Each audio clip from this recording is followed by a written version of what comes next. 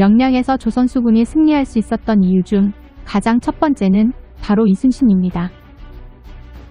명량해전 직전 조선수군은 원균의 칠천량해전에서 괴멸적인 피해를 입었기 때문에 부하들의 사기가 바닥을 치고 있었고, 이와는 반대로 적의 규모는 너무 컸기 때문에 대부분의 병사는 겁에 질려 있었고 일부 장수들 역시 그러했습니다.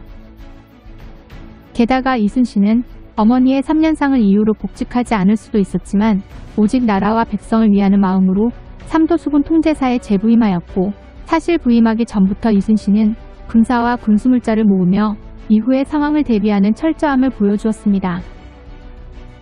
그리고 이순신이 강한 리더십과 통솔력으로 단기간에 군사들을 강군으로 탈바꿈시킴으로써 명량대첩의 전초전이라 할 수 있는 어람포해전과 벽파진해전에서 승리를 거두었고, 명량 출정 전날 부하들에게 필사즉생 필생즉사의 각오를 다짐으로써 전투의 의지를 분명히 각인시켰습니다. 또한 명량의 조류와 지형적 특성을 파악하여 전장을 이곳으로 선택한 것도 이순신이었고, 전투 초반 누가 봐도 질 게 뻔해 보여서 아무도 나서지 않는 와중에 자신의 배에 혼자서 수백 척의 함대를 막아내 총사령관으로서 솔선수범하는 자세를 보여줌으로써 죽기로 싸우면 승산이 있다는 인식을 심어주었고, 뒤늦게라도 부하들이 전장에 합류하여 반격할 기회가 주어졌습니다. 만약 이순신이 아니었다면 누구도 전장 한복판으로 선뜻 나서려 하지 않았을 것입니다. 두 번째는 무기의 우수성입니다. 조선 수군의 주력 전선은 판옥선이었고, 일본 수군의 주력 전선은 세케부네였으며 아다케부네가 일부 있었습니다. 만약 거북선이 있었다면 화력에 도움이 되었겠지만 칠천량해전 때 거북선 3척이 모두 불에 타버리는 바람에 조선 수군은 판옥선을 이용해서 싸울 수밖에 없었습니다. 그래도 판옥선은 화포를 다수 탑재할 수 있었기 때문에 일본군 전선이 화포를 1문 내지 2문을 탑재할 수 있었던 것을 비교해보면 조선 수군이 병력은 매우 열세였지만 화력에서는 압도할 수 있었습니다. 또한 명량대첩에서 사용된 현자총통과 지자총통은 사거리가 일본군의 조총에 비해 월등히 길었으므로 일본군은 근접전이 불가피했고 접근하기도 전에 피해를 볼 수밖에 없었습니다.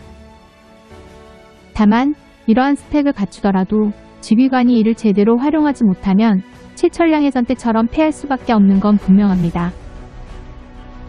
조선수군이 칠천량에서 패하고 남원성과 전주성 등 전라도의 주요 거점이 연이어 함락되었을 때 조선 조정은 피난 논의까지 있었을 정도로 매우 동요했고 백성들 역시 그러했습니다. 하지만 명량대첩의 승리로 일본 수군은 서해로 진출하는 데 실패했으며 일본 육군 역시 직선전투에서 패하고 북진에 실패하면서 일본군은 수륙병진 작전에 또 실패하였고, 이렇게 된 이상 다시 남하하여 그들이 세운 외성으로 되돌아가기에 이르렀습니다.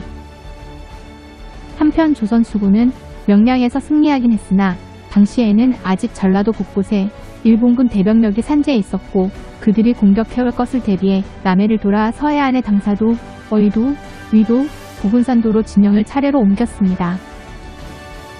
그리고 조선 수군이 승리했다는 소식이 퍼지자 칠천량해전 이후 흩어져 있던 군사와 장수들이 전선까지 이끌고 와 이순신에게 하나둘씩 합류하면서 조선 수군의 전력이 한층 보강되었습니다. 시간이 흘러 명량대첩의 승리를 기념하기 위해 1956년 전남 진도군 고군면 벽파리에 이충무궁 벽파진 전첩비가 세워졌습니다. 내용은 다음과 같습니다. 벽파진 푸른 바다여, 너는 영광스러운 역사를 가졌도다. 민족의 성웅 충무공이 가장 외롭고 어려운 고비에 빛나고 우뚝한 공을 세우신 곳이 여기더니라.